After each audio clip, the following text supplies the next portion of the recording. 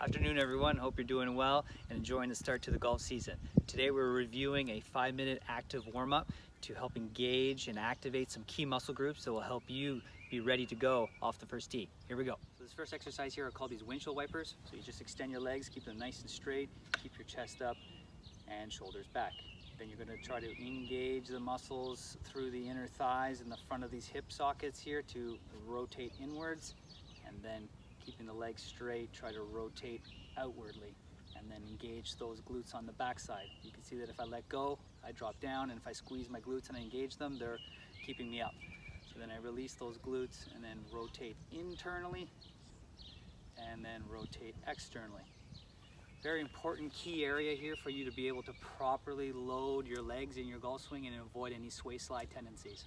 All right, next one is a lunge and a twist.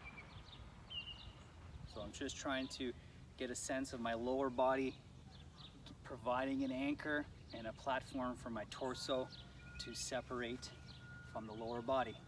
I'm feeling that inner thigh, the glutes, and my trunk muscles engaging to create this motion, and then working on balance to keep it all nice and quiet.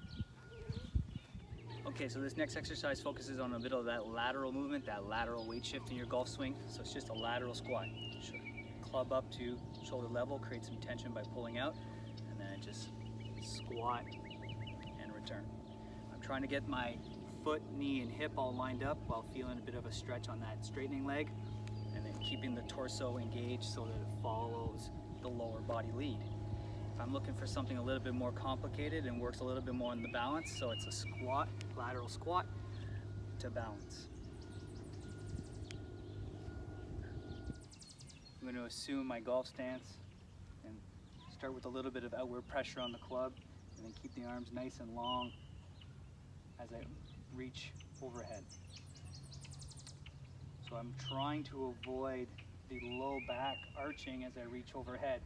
So what does that mean? I have to engage my core muscles and keep my rib cage connected as I reach overhead to feel the upper back and the shoulders doing this work.